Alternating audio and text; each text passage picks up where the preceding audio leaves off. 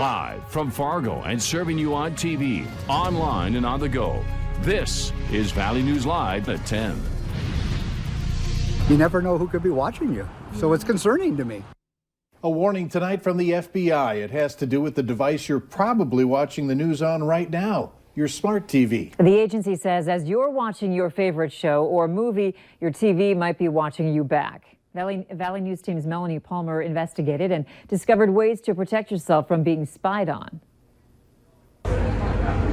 Big Brother makes me nervous. Barry Coughlin is very careful when it comes to buying a TV. He doesn't have a smart TV, but he says he doesn't need one. He likes a picture on his TV just fine. On top of that, he's worried about a very serious threat that the FBI says is a growing problem. I'm a little leery of what the government's capable of doing, so it just makes me nervous. Officials with the Federal Bureau of Investigation say smart TVs that come with all the bells and whistles like cameras and microphones are often poorly secured by the people who make them. That gives hackers a chance to look right into your living room without you even knowing it. Do you put tape in, like you said, on your laptop and stuff on the camera? I do, yep. That's why Coughlin takes extra precautions with all of his smart devices. Like I said, probably 90% of the computers that we get in here, people put some sort of tape on their computer. And the guys over at Wear Repair tell us Coughlin has the right idea. One of the best things that you could do is make sure you're doing the security updates for your device, which is the TV, cell phone, or even your laptop. And if all else fails, they tell us to follow in Coughlin's shoes and slap some tape on the camera. It's not on my radar at all in the near future. As for his Christmas wish list, you can bet a smart TV isn't on it. In Fargo, Melanie Palmer, Valley News Live. Officials with the FBI say hackers can change channels and play with the volume, but also do much more sinister things like turn on your TV's camera and watch you. The agency urges you to understand your TV's features and know how to disable them if need be. A 28-year-old Atlanta man has pleaded guilty after being accused of sex trafficking a woman in North Dakota. 28-year-old Larry Norwood admitted to sex trafficking. Court documents say in the course of a year, Norwood had recruited and transported a woman to participate in commercial sex acts in North Dakota.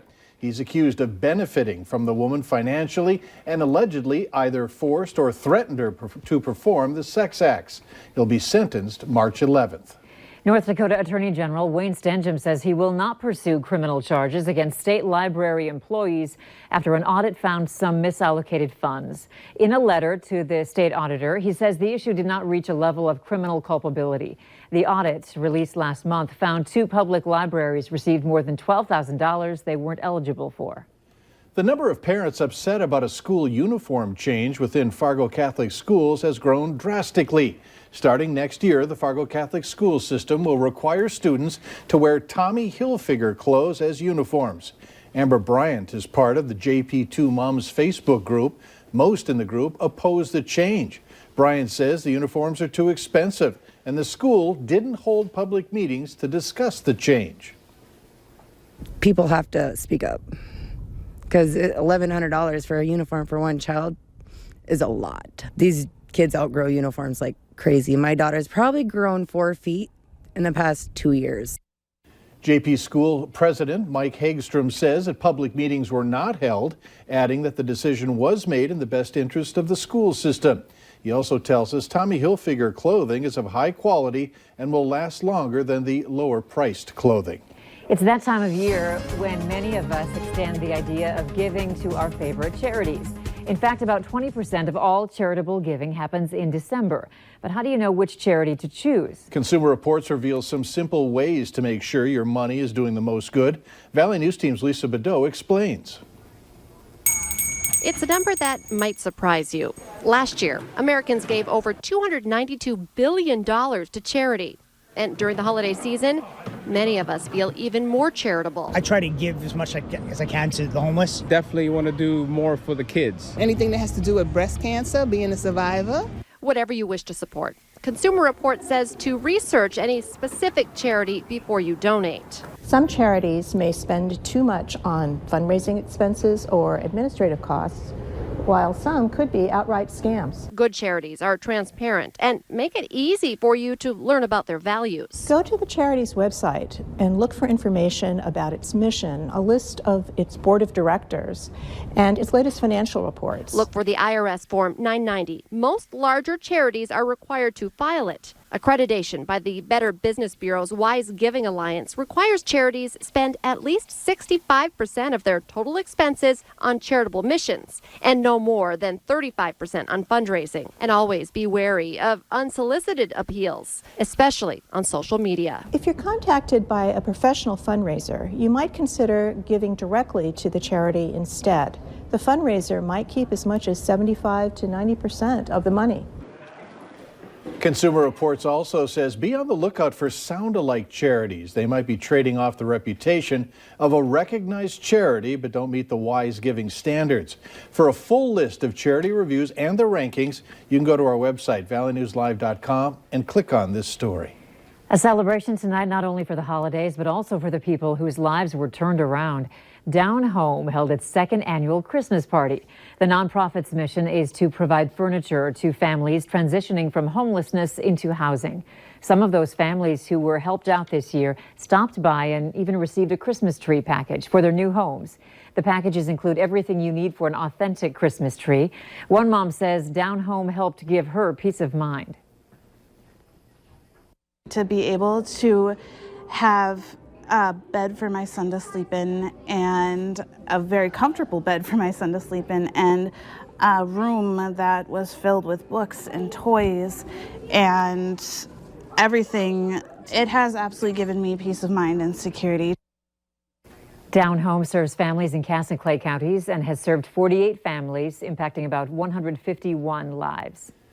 The Canadian Pacific Holiday Train is making its rounds across parts of North America, bedazzling an array of key cities through December 18th. That train will make a number of stops throughout Minnesota starting December 5th, including a handful here in the Valley. It'll be making stops in Detroit Lakes, Mahnomen, Plummer, and Thief River Falls this month. Each stop will be about 30 minutes, bringing with it several musical performances. And for more information, go to our website, valleynewslive.com, and click on the hot button. As you kick off your snowmobiling season, Grand Forks Police have a few reminders for you. You're not allowed to snowmobile in city limits between 11 p.m. and 8 a.m. Also, you're urged to stay on designated routes when crossing the street or highway, and always cross at a 90-degree angle. On top of that, don't forget to comply with all traffic signs and signals. State leaders are already preparing for possible spring flooding in North Dakota. The National Weather Service says the 3-month stretch from August to October was the wettest on record.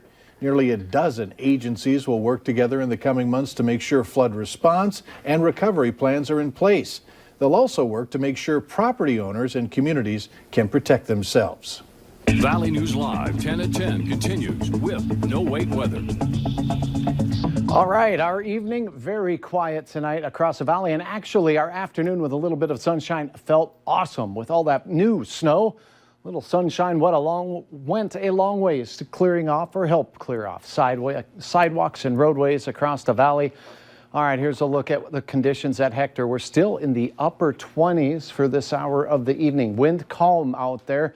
And I got to tell you, 32, the latest reading out at Moorheads Airport. Temperatures mainly in the upper 20s and low 30s across the valley. Look at Sisseton, 40 degrees there, 31 in Devil's Lake, 26 Thief River Falls, with low 30s in Grand Forks, and 28 for Fergus Falls. Here's a look at the clouds, showing up a few down in southeast North Dakota. Otherwise, things fairly quiet here in our area.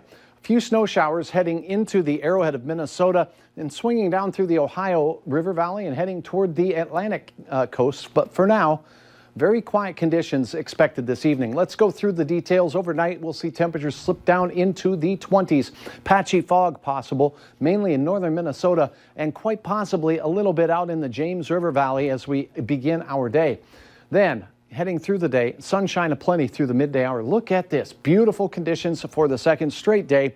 Temperatures will be well above average for this time of the year. Then late in the day, a little weather hiccup works its way in, bringing some fog and mainly low clouds as we close out the day, as south winds transport some moist air into the area, and that could kick off a few evening flakes of snow The chance of snow will be well up to the north, number one. So for you along the international border, you could have some snowflakes, but not until after your afternoon and evening drive, mainly after the dinner hour. So your planning forecast looks like a lot of clear skies.